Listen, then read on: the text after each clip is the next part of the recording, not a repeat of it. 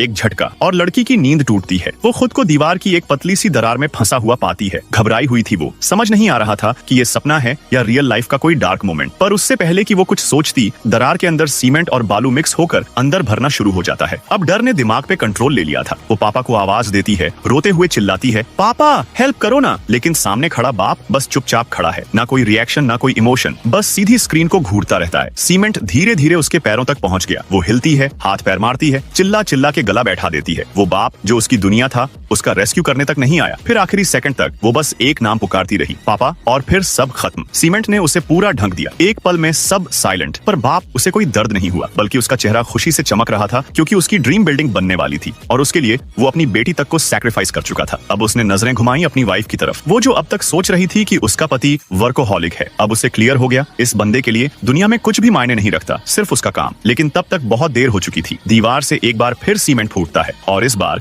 उसकी बीवी की बारी थी। वो कुछ नहीं कर पाई, बस देखती रही और धीरे धीरे वो भी उसी दीवार में दफन हो गई। और इस तरह उस आदमी ने अपनी ड्रीम बिल्डिंग पूरी की। एक ऐसी बिल्डिंग जिसमें ईंटें नहीं, आत्माएं लगी थी, उसकी बेटी और बीवी की।